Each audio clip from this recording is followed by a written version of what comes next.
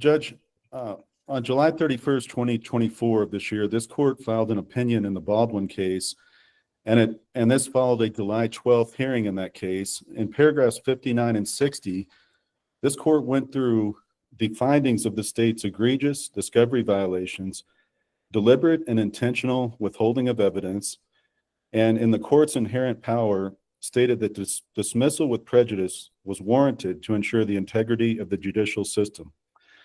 Now, part of the court's findings, and I'm going to relate them to this case, part of the court's findings also included that Ms. Morrissey, when she testified, called herself as a witness in that hearing on July 12th. Her testimony was inconsistent internally. Her testimony also conflicted with at least one other witness.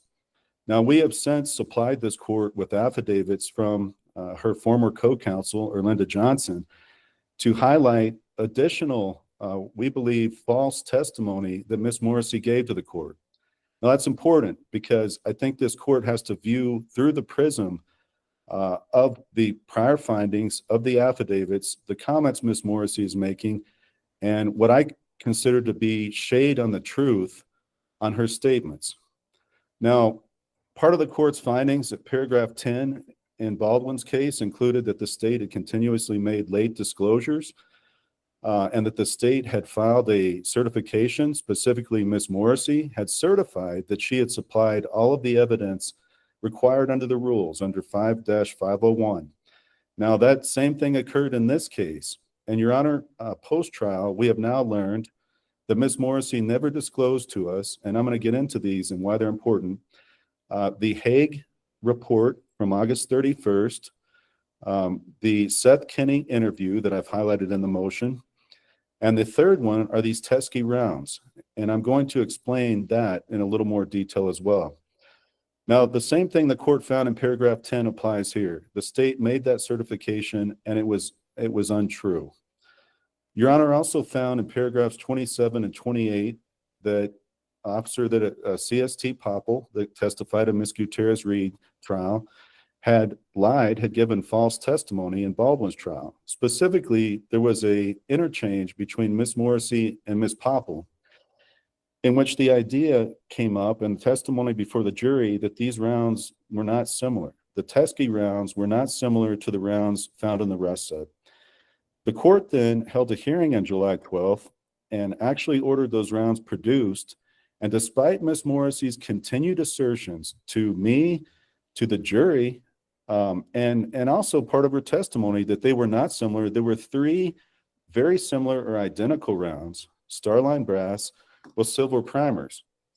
Now, as part of that aftermath, Corporal Hancock testified that Ms. Morrissey was part of the meeting to what I consider to be bury and hide the Teskey rounds that were turned in on March 6th in a separate case file under a separate number.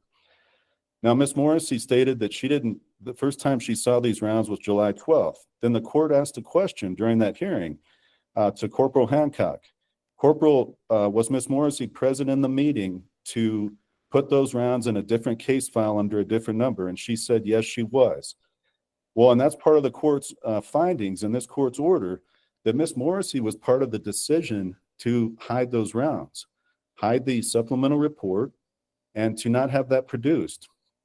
Now, in Mr. Baldwin's case, the standard, and as this court notes in paragraph 48, was evidence disclosed within a trial. Ours is obviously the standard post-trial. And so this court delineates that standard and how it's different for post-trial discovery of evidence. Now, that is that we have to show that there was a reasonable probability that the outcome would be different. And I'm going to get into that with each of our pieces of evidence. Judge, the fact of the matter is, we would have never discovered the Teskey supplemental report or what they had done with that if Baldwin's case had not occurred, if they had not done those interviews. We would have also not discovered the Hague August 31st report because those came out in Baldwin's interviews in that subsequent case. Those were never turned over, as was Seth Kinney's. So they were all suppressed. Now, were they favorable? The court finds, as part of its order in the July 31st order, that There, the defense had outlined a progressive trail of how the rounds got from Troy Teskey to the set of Rust. And that was in paragraph 30 of this court's order. The court went through how they went from Teskey to Seth Kinney. They went to the 1883 set and how they ended up on October 12th being given to Sarah Zachary. Now, the court also said that any additional information as to the source of live rounds or how they arrived on set would likely affect the jury's determination as to proximate cause and as to negligence of third parties under 14-251 UJI. Now, it is the same thing in Ms. Gutierrez Reed's case, but the facts are different. The reason why the facts are different are that Ms. Morrissey, in effect, suppressed them in our case by telling Mr. Teskey she would retrieve these. She told him in his pretrial interview, and that's detailed in our motion, that she would retrieve these and the state was going to collect them. Now, that never happened. But by telling Mr. Teskey that, Mr. Teskey didn't want to do anything with those rounds. He didn't want to touch them, and he wanted to keep them secure and safe. Now, I was not able to see those rounds until the second to last day of trial was the first time I saw them. Mr. Teskey didn't want to bring them. He didn't want to be accused of tampering or obstruction, and I didn't want to, and Ms. Morrissey said I didn't want the evidence. She, again, shades the truth. The fact of the matter is I didn't want to be in the chain of custody, nor did I want there to be any allegation that I had anything to do with something nefarious with regard to those rounds. So I directed Troy Teskey to turn those in to the sheriff, which he did, because we wanted law enforcement to have them, because I thought naively the state would do the right thing and would test them. Never in a million years did I think the state was going to hide those in a separate file under a separate case number, which then came out on the Baldwin trial. So that's what Mr. Teskey did. He turned those into the state. In the aftermath of that, we weren't told what happened. We weren't told there was a separate file. We weren't told any of that. Because Ms. Morrissey basically held those in place with Mr. Teskey, it's the same thing as the court found in the Baldwin case. We weren't able to test those. We weren't able to utilize those rounds. We weren't able to even touch them because the state was going to seize them. Now, had we been able to use them, it goes back to the court's paragraph 30 on outlining the trail of how the live rounds got on set and how they got in the hands of Mr. Kinney and got to Rust. The state's theory at trial against Ms. Gutierrez Reed was based on a series of pictures that they put together that Ms. Gutierrez Reed must have introduced the live rounds because here's the pictures. Well, in reality, now that we learn that Mr. Kinney could have introduced those on October 12th through Sarah Zachary, and the jury could have been shown and seen those rounds. I asked the state repeatedly to test them, and they would not. Even though they tested every other piece of evidence in this case, except the live rounds, they didn't test those for DNA and fingerprints, but they didn't test the Teskey rounds. They refused to. Your Honor, second, as to the Hague report, I think this is very critical. The Hague report and the one we're talking about, this is one that we never got during trial. Mr. Hague, the state's chief expert as to the firearms, made a report that says it seems unlikely, although it cannot be excluded, that these tool marks on the firearm are the result of the damage incurred during the FBI's impact testing. He goes on to say that they do not appear to be original manufacturing marks or use and abuse tool marks. Now, then he follows with these tool marks are unlikely to have had any bearing on the operation of the revolver at the time of the incident based on the FBI's trigger pull data. However, the fact that he made the comments that they seem unlikely to have occurred during the FBI's impact testing and not consistent with original markings, we could have used that at the trial. And in fact, Your Honor, what's even more important is I asked Mr. Hague on the stand a very open-ended question. My question was, did you see any other evidence of modification or damage to that firearm other than what the FBI's testing did? He said, no, sir. Now, Ms. Morrissey tries to again spin that by saying that was in the context of the functionality of the firearm. I did not include the word functionality in that question. It was a very open-ended question. Mr. Hague said, no, sir. When in reality, both Ms. Morrissey and Mr. Hague knew at that time he had authored a report that showing that there was other damage to the trigger and to the sear. Now, later on, Ms. Morrissey points out in a response, after Hannah's trial, Mr. Hague is able to learn more about the firearm, and then he's able to change his conclusion. But at the time of the trial, Mr. Hague had a report saying there were unexplained tool marks and on the trigger and sear, and they weren't explained by the FBI's testing or the original manufacturer.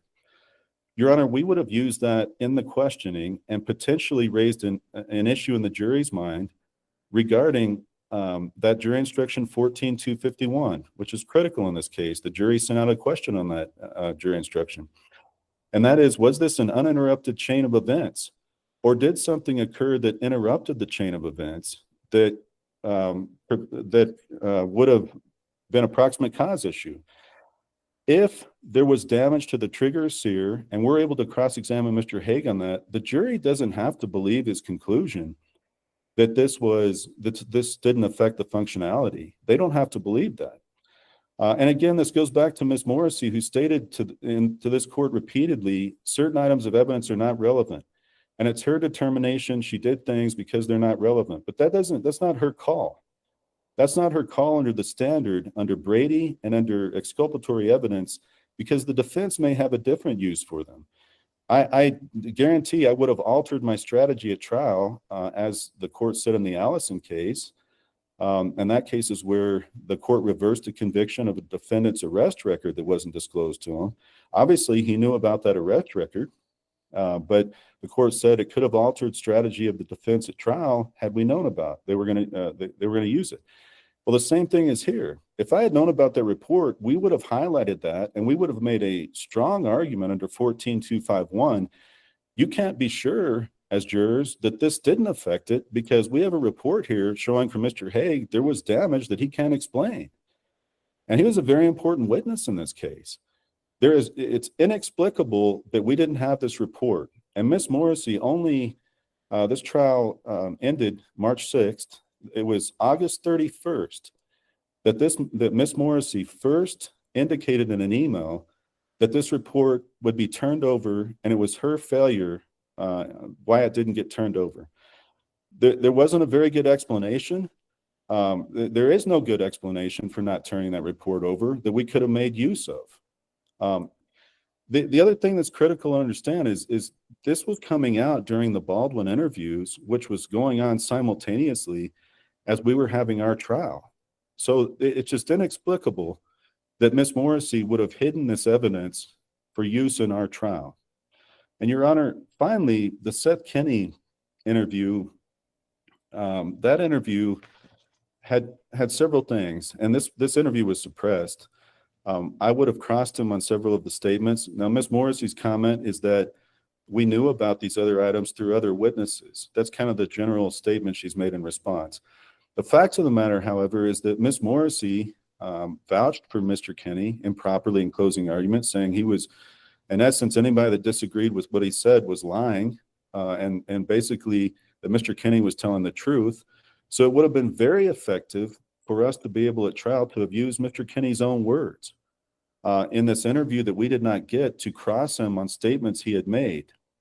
So that is the import of that as to impeachment. These items are material, they are favorable. And Your Honor, I think the most significant thing that came out of the Baldwin hearing, and this court appropriately and was warranted, dismissed that case with prejudice because of the egregious and continuing pattern of discovery misconduct. And it didn't just start after Hannah Gutierrez Reed's case. That's not, they didn't conduct themselves ethically and then all of a sudden unethically in that case. This pattern of discovery abuse occurred in Ms. Gutierrez Reed's case in the same manner as it did in Mr. Baldwin's case. And because of that, we are asking the court to consider dismissal in this court's inherent power, and the court lays out in its order the court's inherent power to issue a whole host of sanctions, or in the alternative, a new trial, Your Honor, because it's the significance of the items that were suppressed favorable and material to Ms. Gutierrez Reed that could have been used. We also have a situation, Your Honor, where I'm going to ask the court to order in this court's inherent power, if this court orders a new trial, to remove Ms. Morrissey as special prosecutor. She has testified before this court, and I submit, and I don't do it lightly, her testimony was false in several material aspects. This court's findings in its order indicate that at the very least, she didn't exercise reasonable diligence to ascertain the nature of those Teskey rounds, because she was at that March 6th meeting. But I would say at the worst, because Ms. Morrissey's been thorough in other aspects of this case, she did see those rounds. She did know that they were, there was 3 silver primer rounds before July 12th. And so, Your Honor, I'm asking that this court in its inherent power remove her from further prosecution of the Rust case. And we are asking for a dismissal on the same basis as this court dismissed Mr. Baldwin's case. All right, thank you. Response? Initially, I want to just ask, Mr. Bowles indicated that there was an affidavit provided by Ms. Johnson. I don't have that. I haven't seen it attached to any of the pleadings, so I'm not sure what he's referring to. So if obviously he mentioned it, can I get some insight into when that was provided?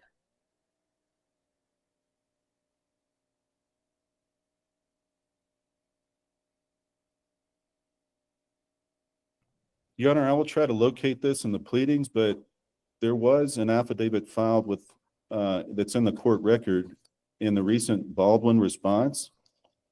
But I think I've attached one in this case as well. I just would have to find it. Well, is it in here? When did you file it? Judge, I thought I filed it with our motion, our reply to dismiss, but I'm not seeing it right away. The motions I printed out don't have the exhibits, Your Honor, so I'm not seeing it. Well, I just went through every motion that's on Odyssey that has the exhibits attached, and it's not there. So. All right, if you can't produce it, I'm going to strike that part of the argument regarding Ms. Johnson. Yes, Your Honor, and I would just say that part of the court record in the Baldwin case is there is one filed in the recent response. Mr. Nika's filed. But it's not in this case. Yes, I can't find it readily, Your Honor. Okay, so I'll strike that part. Go ahead, Ms. Morrissey. I will say, though, that this is an issue that Mr. Bowles raised in his initial motion for a new trial. I responded to it. I stand by my response. I summarized the conversation that I had with Ms. Johnson, and Ms. Johnson indicated that she wanted the case dismissed out of issues that she was concerned about for self-preservation. I disagreed with that. I don't think self-preservation is a reason that you dismiss a case. There's a legal analysis that has to be done in order for the court to consider disqualifying a prosecutor. Mr. Bowles hasn't cited to any of those cases, and he hasn't put that legal analysis in any of his motions.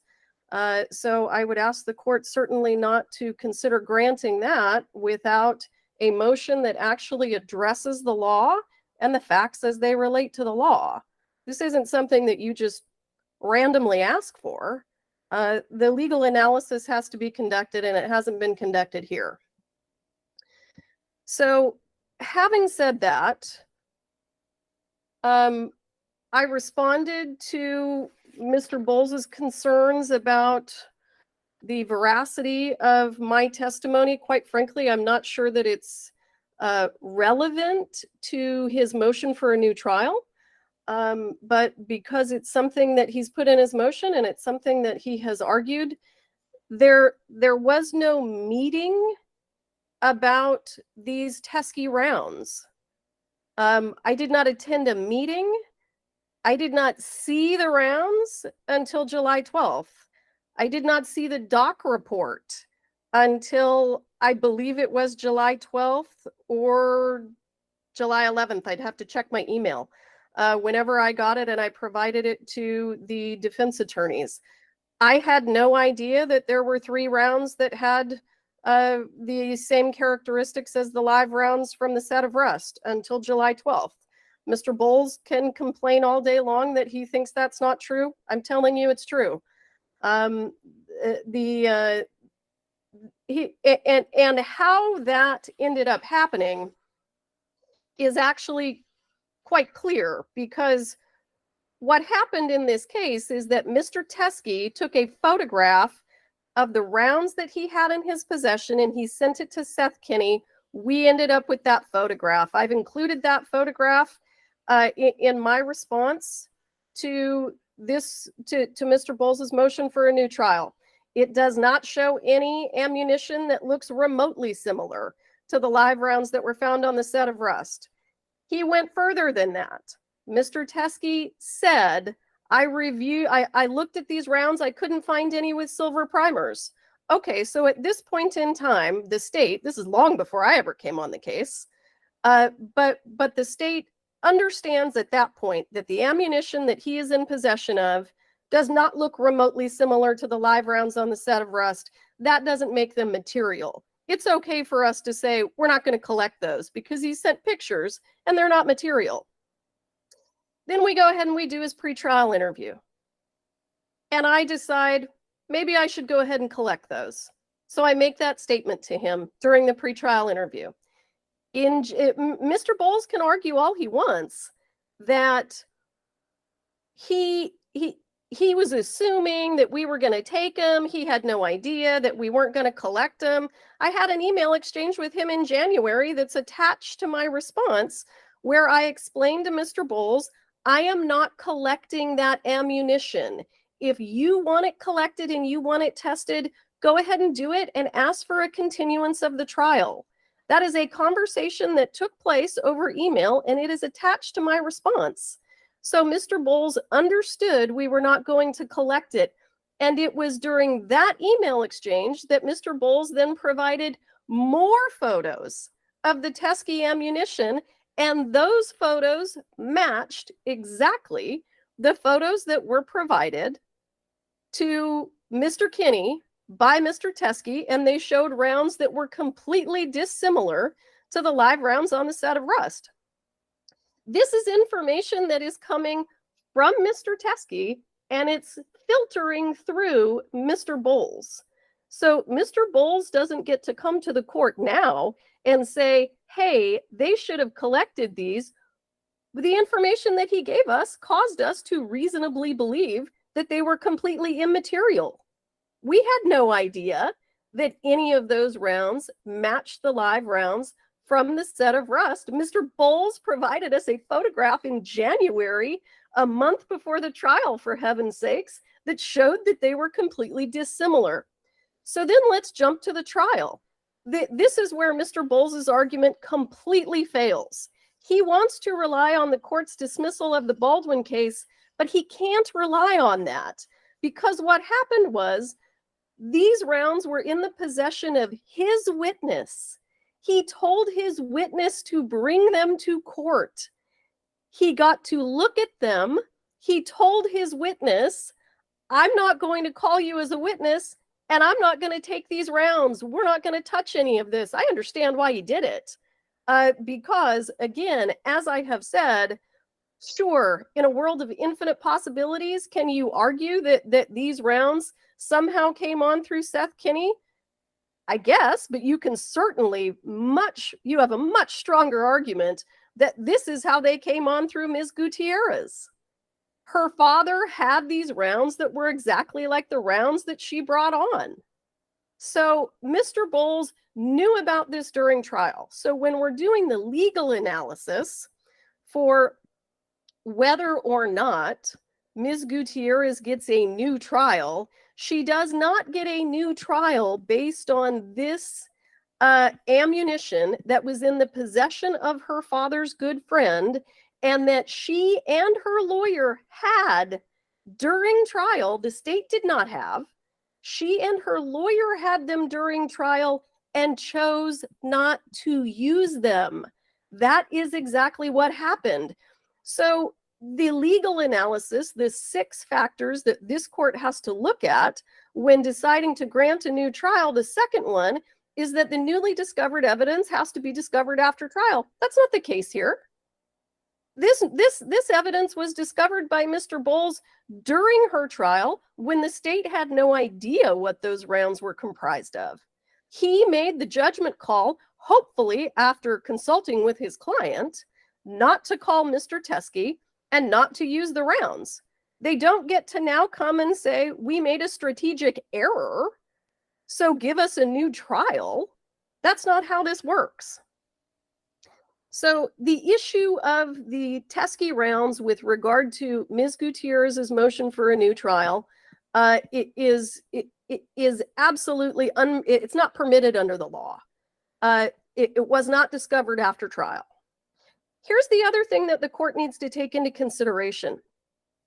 A motion for a new trial can be filed for almost any reason within 10 days of the conviction.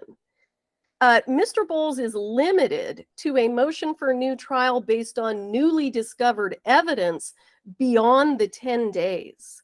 So Mr. Bowles, having seen those rounds for himself on the second to last day of trial, having infinitely more information about those rounds than I had, easily could have filed a motion for a new trial within the 10 days, but he chose not to do that.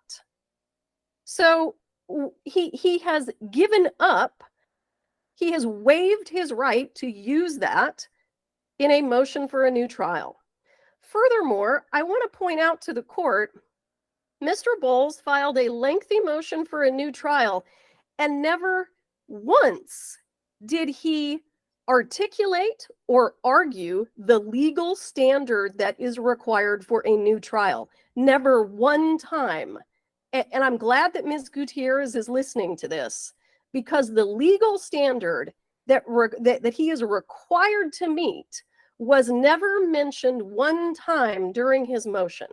The state mentioned it in the state's response because these are the 6 factors that the defendant has to meet in order to get a new trial. So let's move on to the Kinney interview. Mr. Bowles outlined, I think, approximately 20 statements in that interview that he had specific concerns about. And he's absolutely right. I want you to know this was suppressed. The moment that I found out that this audio recording existed at the district attorney's office, I immediately provided this to Mr. Bowles. I couldn't believe that there was an audio recorded interview of this witness that had been sitting at the district attorney's office that had never been uploaded to the discovery server. The previous prosecutors were unaware of it. I was unaware of it. My team was unaware of it. It was absolutely a failure. There's no question about it. I immediately provided it to Mr. Bowles.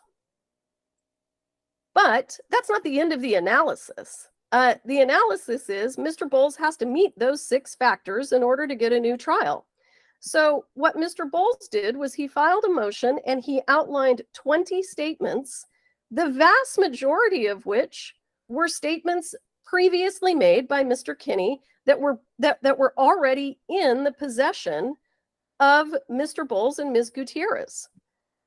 So then when we get to Mr. Bowles's reply, what we see in the reply is that the 20 statements have now basically been narrowed down to 5, because someone had to come and point out that Mr. Kinney had already talked about the fact that there were 325 rounds that were taken to Texas. He had already made all of those statements about Sarah Zachary being the boss. He'd already made all of these things. So Mr. Bowles filed this motion, having seemingly not reviewed any of the discovery that was in his possession with regard to Mr. Kinney's statements, so that he could file a motion that actually had the material issues related to the Kinney interview. So now we're down to the 5 issues. that Mr. Bowles ends up relying on, because the other 15 turned out to be things that really were already in his possession, were already within his knowledge. So when we go through and we look at these, I'm sorry, there's I think he narrowed it down to 8. So where he is right now is he's asking the court to grant a new trial because the interview with Mr. Kinney talked about that there was a standard that Ms. Zachary was the boss and she's managing things, which allows the armorer to focus on guns. This came out during trial. Not only did it come out during trial, it was fully articulated in the text messages between Mr. Kinney, Ms. Zachary, and Ms. Gutierrez. Hannah has more experience on Westerns than Mr. Kinney did until 1883. Well, I would hope so, because Mr. Kinney is not an armorer. So the comparison between Ms. Gutierrez's experience and Mr. Kinney's experience has absolutely nothing to do, is completely immaterial with regard to this case. And importantly, the factors that this court is required to consider do not create a situation where Mr. Bowles gets a new trial because there's something out there that could be potentially impeaching. The law actually doesn't give him that with regard to a new trial. His third issue, prop masters who handle guns won't call out armorers to test bullets. I don't understand. I mean, I don't understand how that could even be remotely material. We had plenty of evidence from people who were on the set, who work on movie sets. Mr. Kinney does not, by the way. He doesn't work on movie sets. And we had an expert come in and say that armorers are supposed to test the bullets. So how is this material? The sheriffs confuse the replica guns with the real guns. What does that have to do with the elements of the offenses that Ms. Gutierrez was charged with? It has absolutely nothing to do with those. Mr. Kinney heard nothing but good things about Hannah on set, and all of the concerns about safety that came out later he hadn't heard about. Judge, that's all in the text messages that Mr. Bowles had. He had all of that. Mr. Kinney actually, there's an exchange between Mr. Kinney and Ms. Gutierrez where she talks about the director saying what a good job she was doing, and Mr. Kinney responds. All of that is in the text messages. This was always in Mr. Bowles's possession. Mr. Bowles didn't review it. He didn't use it during the trial. That was his decision. Sabotage could be anyone on set. Mr. Kinney doesn't work on movie sets, and he was never on the set of Rust. Okay, so this is his speculative opinion. It was also something that Mr. Bowles had the opportunity to fully explore at trial, and did in fact fully explore at trial. Because Ms. Gutierrez left the ammunition unattended, anyone could have messed with it. Yes, we went through all of that. Because these firearms were left unattended, yes, anyone could have messed with them. We knew all of that. All of that came out during trial. The idea that if the camera crew had gotten their hotels, would they have still felt unsafe? This is number 7 in Mr. Bowles's reply. This has absolutely no material value with regard to the case against Ms. Gutierrez in any way, shape, or form. That the assistant director and Alec Baldwin didn't give Hannah every ounce of support and she got pushed around. Well, this was Mr. Kinney's opinion, but you also have to keep in mind, Mr. Kinney was never on the set of Rust. Mr. Kinney never met Mr. Halls, the assistant director. He also never met Alec Baldwin. So this is a statement that he made that has absolutely no foundation and also is completely immaterial to the case against Ms. Gutierrez. Now, we get into the issue of the third Hague report. And look, I understand that that to a certain degree, the job of a defense attorney is to make things seem perhaps a little worse than they are because it helps their arguments. Nothing was intentionally buried. This case had a terabyte of discovery. There was new discovery coming in constantly. This was a report that I believed I had forwarded on to our staff to have it uploaded to the server. When I realized during the Baldwin preparation for trial that did not occur, I immediately I took full responsibility for it. Mr. Bowles points to the email where I took full responsibility for it as though I've done something wrong by taking responsibility for it. I believe that it had been forwarded on. I went back, I looked, it had not been.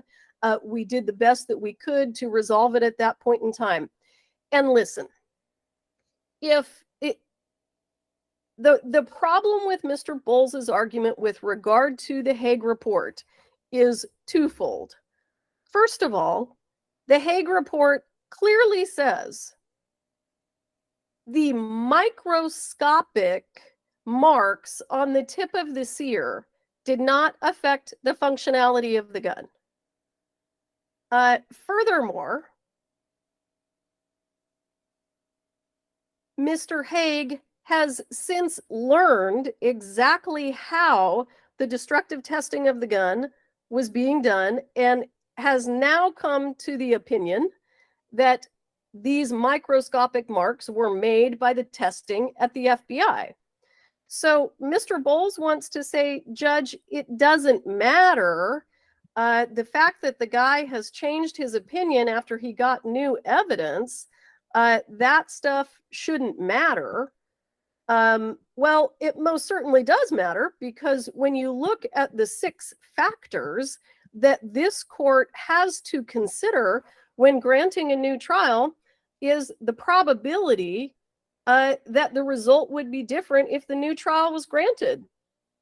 So if you have an expert who said, initially, I'm not exactly sure where these microscopic marks came from, but I don't think that they came from the FBI. Then he goes and he talks to the guy at the FBI, gets more information about how that testing was done, and the expert then says, okay, now that I've got this new information, I've changed my opinion. I think that they did come from the FBI. Well, that goes directly to the first prong of the 6 prongs, which is whether or not a new trial would result in an acquittal if the court were to grant the motion. It's not going to, because Mr. Hague got more information about the testing, modified his opinion. And the other thing is that Mr. Bowles hired, although I don't think he paid him, but he had his own firearms expert. Not only did he have his own firearms expert, he used an investigator in this case who purports to have a fair amount of expertise in firearms.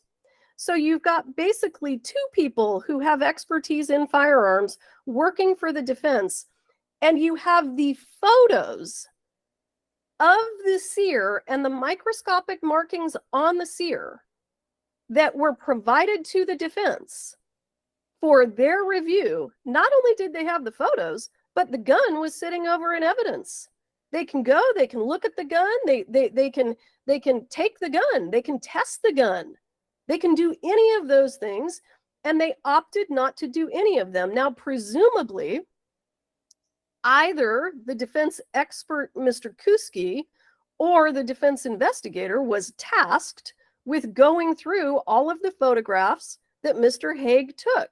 What Mr. Bowles has actually said in his reply is, oh my gosh, Judge, there were so many photographs. We can't be responsible for having to review all of those. They certainly can be. They needed to review each and every photograph. I know how long that takes because I did it myself. So the basis of the Hague opinion was always in the possession of the defense. And they seem to just basically ignore the fact that they had the photos, that they had their own expert, and they basically had their own expert come in and say, we agree with Mr. Haig, the gun worked fine. That was the reason that they called that expert, was just simply to say, we agree, the gun worked fine. They had everything that they needed. But listen, I'm not trying to take away from the fact that this was a report that should have been provided and wasn't provided. I have taken full responsibility for it. I will continue to take full responsibility for it. So I want the court to know I'm not trying to get around that. But one of the factors that this court has to consider is, would the newly discovered evidence have been discovered before trial by the exercise of due diligence? They had a photograph of it. They had a photograph of the markings on the sear. And not only was it a photograph, right next to it is a photograph of a sear without those markings. It was in the possession of the defense the entire time. So this easily could have been discovered by due diligence. That due diligence meaning simply go through the discovery that you have. Go through the discovery that you have. And you know, New Mexico is unlike so many other states, in fact, perhaps all states, because defense attorneys actually get to interview the state's witnesses. So that is the opportunity for the defense to exercise their due diligence to discover things. That's the whole point to the pretrial interviews. So in this case, what happened was, we had a pretrial interview scheduled of Mr. Haig. Mr. Bowles did not attend, because Mr. Bowles did not attend, I think, 95% of the pretrial interviews. So he opted not to attend. He left it to his investigator. His investigator conducted a 25-minute pretrial interview, and not a single question was asked by the defense investigator about any of the photographs that the Haigs took. They asked about the damage to the gun. Mr. Haig indicated there was damage to the gun. He further indicated that the sear was damaged.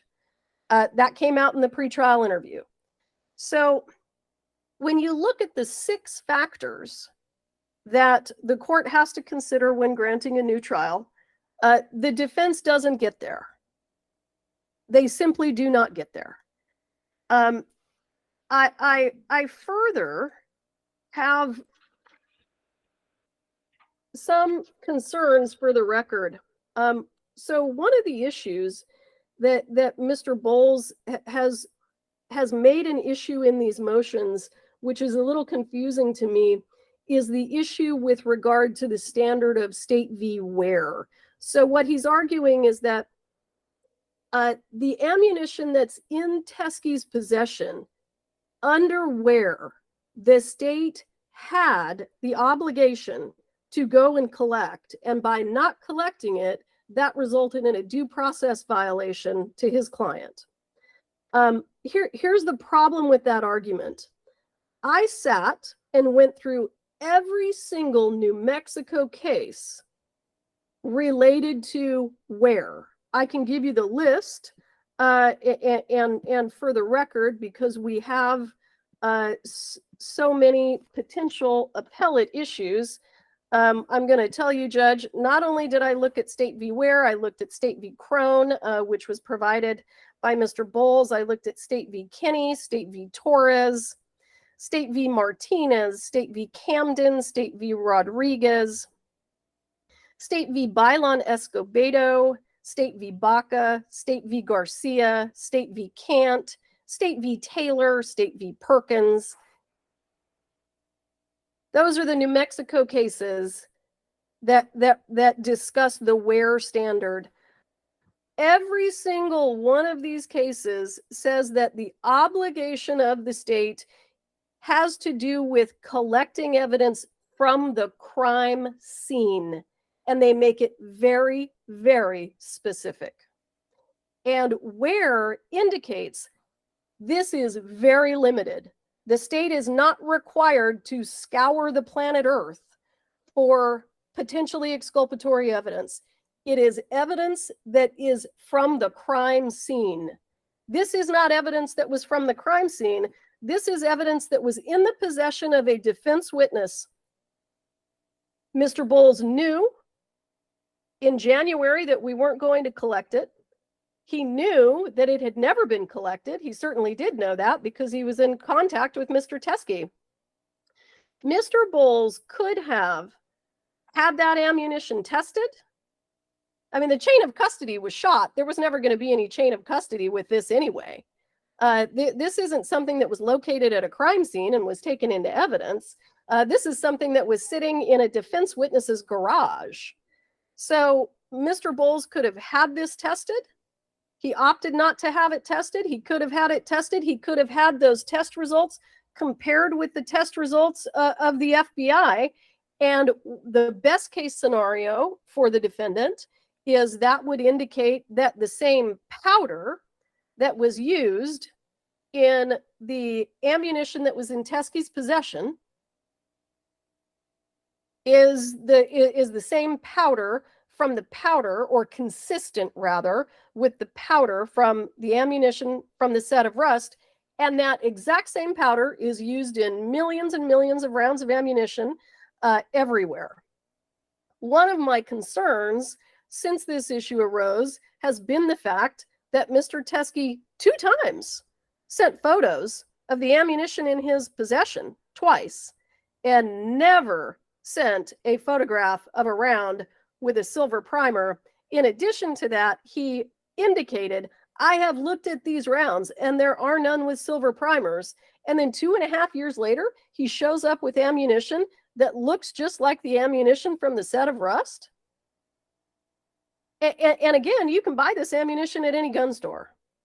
This isn't special. You can get it anywhere. You can get ammunition with these exact same characteristics at any gun store. So out of, to be thorough and complete, the where analysis doesn't match in this case. It absolutely is really irrelevant to this case, because the defense had more access to this ammunition than the state did prior to Ms. Gutierrez's trial. Now, with regard to the Baldwin case, that's a completely separate issue, because that is information that was in the state's possession prior to his trial. So there are real issues with regard to that disclosure. That's completely different. This case, Mr. Bowles had it in his hand. He had it in his hand during trial. And Mr. Teskey, I'm not making things up, Mr. Teskey told law enforcement on video, I offered this to Mr. Bowles and he said he didn't want it. That's what Teskey says on the video. So, you know, Mr. Bowles acts like I'm pulling this out of thin air. I'm not. That's what Teskey said. He said Bowles didn't want it. And again, Judge, I understand why he didn't. So I also want to articulate, because I think that this is an issue that Mr. Bowles is raising and is arguing, specifically with regard to the reply that he filed. And let me be specific in his reply, if you'll give me just one moment. I'm just reviewing my notes here real quick.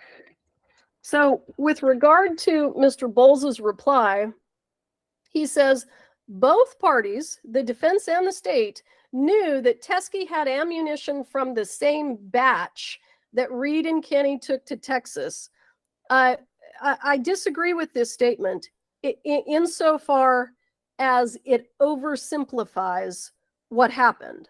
So both parties knew that Thel Reed possessed a variety of .45 caliber ammunition with a whole lot of different characteristics. That was proven by the photographs. It was proven by the ammunition that was taken from PDQ into the sheriff's department.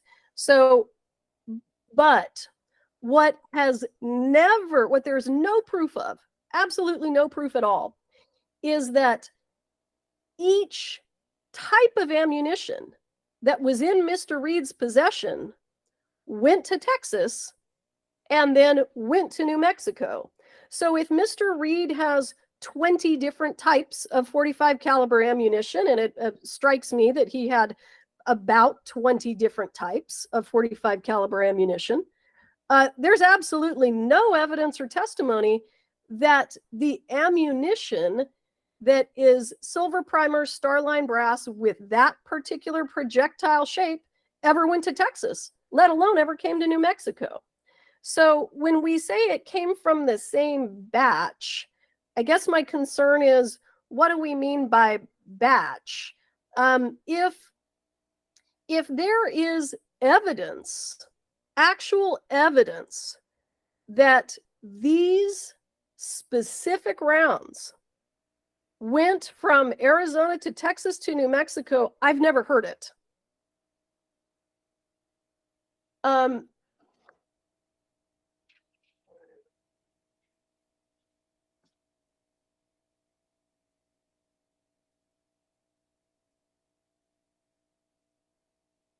Mr. Bowles actually went so far in his reply to say that the Teskey evidence was deliberately hidden from him. The Teskey evidence wasn't deliberately hidden from Mr. Bowles. It was provided to him by his own witness. He could have had it tested at any point in time.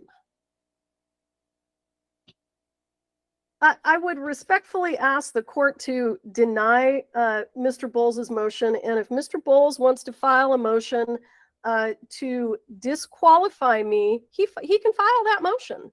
That is a separate motion. There is case law on that motion. I would ask the court to deny this motion. Thank you. Thank you, Ms. Morrissey. Reply, Mr. Bowles.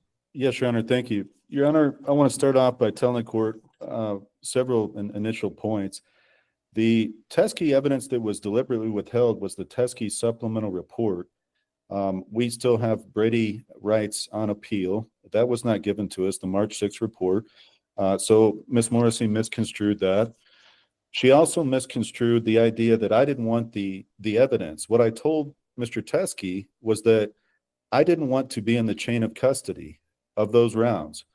And I was actually a good idea that I did not, because Ms. Morrissey's now accusing Mr. Teskey, in essence, of planning silver primer rounds in that group of rounds. She just made that argument. Now, Mr. Teskey originally, way back when this case started, did a cursory search through the rounds and did not locate any silver primer rounds. He thereafter didn't touch them, and that's where the text came from very early on. He didn't touch them. Ms. Morrissey was saying she's going to come get them. That's what she said at the interview. So by the time we have the email exchange, which, by the way, Your Honor, she didn't email me. I emailed Ms. Morrissey trying to figure out where this was at. And then she responded, I'm not going to get these rounds. It was too late. This court had made clear, and I don't remember the exact date, but that we weren't going to continue the trial. There was not sufficient time at that point to test them. And we could not test them, Your Honor, because the FBI had the powder for the live rounds on set. We don't have an ability to match those unless they're tested at the FBI. So the state did suppress those. And we're not asking on the where standard for them to go to the ends of the earth, as Ms. Morrissey said. They knew the individual who had them. They knew this early on. And that, as the court put in paragraph 30 of the court's opinion from July 31st, there was a progressive trail established of how these rounds could have gotten to the rust set through Mr. Kinney. Now, Ms. Morrissey wants to denigrate that idea, but finally today she said, well, I guess in a wild speculation, you could say Mr. Kinney brought them. No, that's a real possibility. That's something the jury should have been able to consider, but they never wanted to acknowledge any possible defense theory, which is why they suppressed everything, because Ms. Morrissey didn't think it was relevant.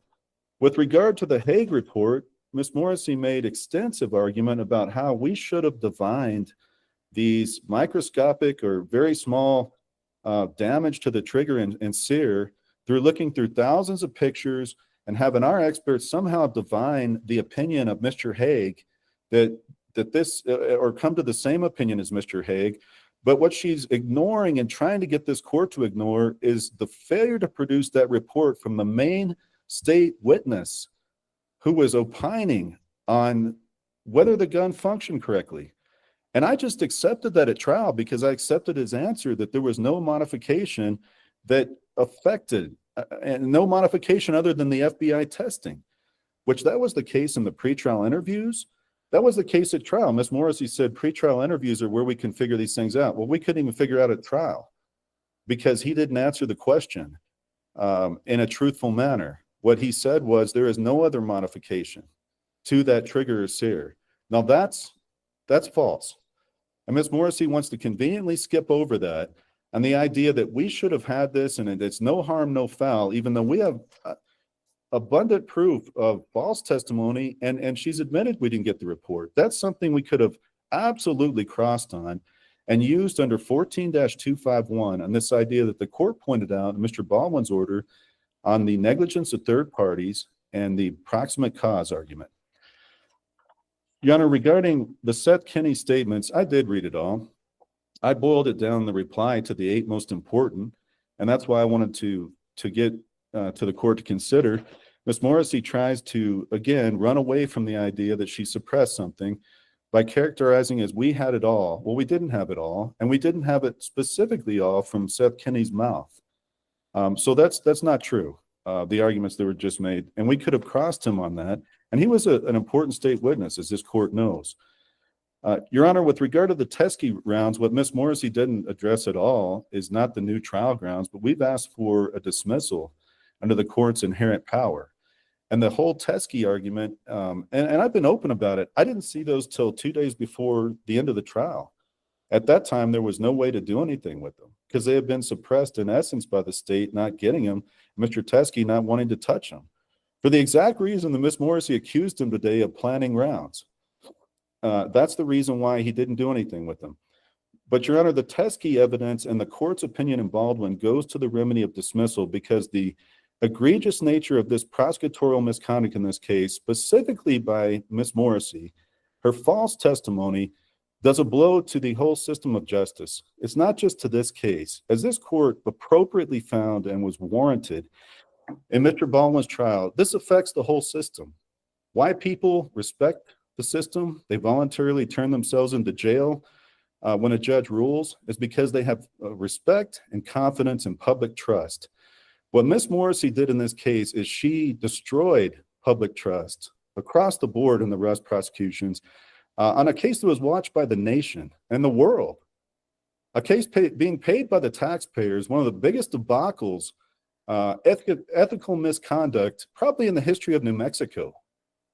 But this court appropriately dismissed that case to restore and maintain and uphold the integrity of our system.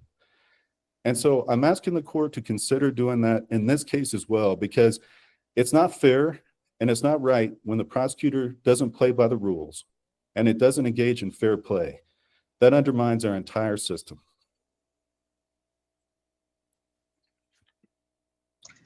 All right, thank you for your presentations today on this particular motion. I will consider these arguments as well as the pleadings. I will issue an order. I plan to issue the order early next week.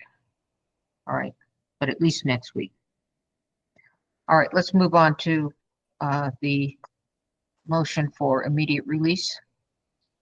Yes, Your Honor, and that really, I think, is predicated upon the court's ruling, whichever way the court would rule on the instant motion we just argued. So I'm open to suggestions of this court or counsel. Judge, I don't know if it's ripe until this court rules.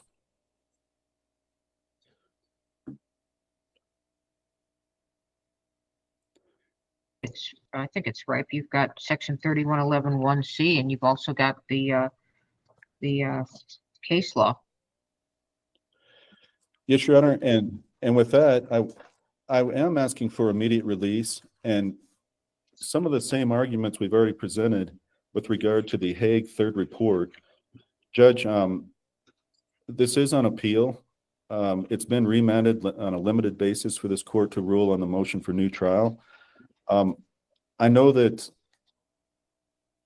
that the state has responded that there are issues that Ms. Gutierrez Reed has had with regard to statements she's made. But Your Honor, the fact of the matter is, while she was on pretrial release in this case, she didn't have any violations.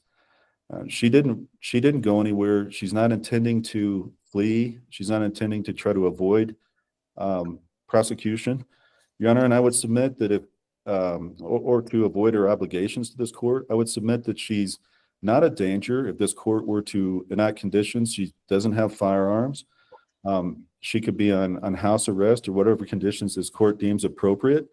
While this case is pending, whatever decision this court makes early next week, that she'd be allowed to be released pending the appeal. One of the problems, Your Honor, is that the length of time of this appeal, if this case proceeds to appeal, is likely to take longer than her sentence. And that's just a fact of how the system proceeds. And so we're asking, with the issues we've raised, for this court to consider releasing her while this court considers this motion and the appeals court considers our arguments. Ms. Morrissey.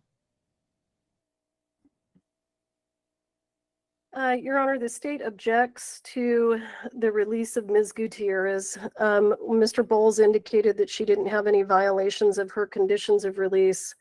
I think we didn't have any evidence of those violations that we could bring to the court, but we did discover when listening to Ms. Gutierrez's jail calls that she was in possession of alcohol during the trial.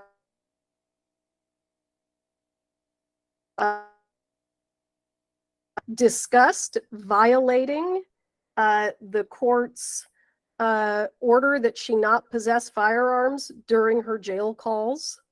And she has already signed a guilty plea to a felony in her other case.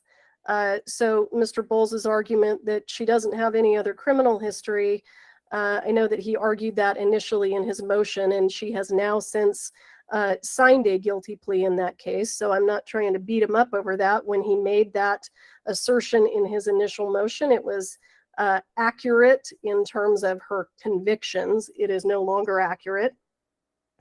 And based on those issues, we would ask the court to deny Mr. Bowles' request to release Ms. Gutierrez. And I will say that one of the things that has mystified me in terms of the way that Mr. Bowles is handling his appeal, he's filed more than one motion before Your Honor asking that the court release Ms. Gutierrez. I think this is the third such motion that I have responded to. I think the court has only heard two of them because one of them was never set for a hearing. But if Mr. Bowles has concerns about the fact that his appeal is going to take so long that essentially Ms. Gutierrez will have served her entire sentence by the time his appeal is over, I don't understand why he isn't addressing that with the Court of Appeals. I think that he can do that. I think that he should do that, and he should have already done it. So we would ask this court, based on everything that we've gone through this morning with regard to Ms. Gutierrez's motion for a new trial, the 6 factors that have to be met in order for that to be granted. I have never seen a case in the state of New Mexico where the district court dismissed a case post-conviction based on discovery issues, and I don't think that Mr. Bowles has pointed to such a case. So I don't know that asking the court to dismiss the case against Ms. Gutierrez based on the 2 issues that Mr. Bowles was unaware of during the trial is appropriate. The appropriate remedy is motion for new trial. He can't meet those 6 factors. So I remain confused as to if Mr. Bowles has concerns about the length of time of the appeal and how it relates to his client's sentence. File a motion asking for release before the Court of Appeals, because they have a better idea of how long their appeal is going to take than we do. But for some reason, he's not done that. So we would oppose Ms. Gutierrez's release. It sounds like the court's going to rule early next week. So certainly if the court rules that Ms. Gutierrez gets a new trial, the court can immediately release her. I'm not sure the court even needs to have a hearing on that. I think that's well within the court's power. But the state objects to it, for the record. Thank you.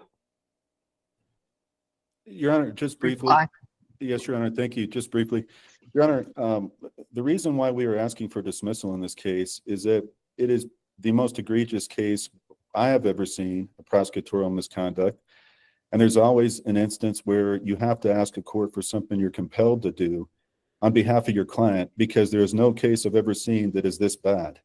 Mr. Baldwin's lawyers wrote that in their response they recently filed, and this court appropriately dismissed that case. That's why we have asked for the dismissal remedy, because this case is so egregious. What happened? Lying, cheating, hiding evidence.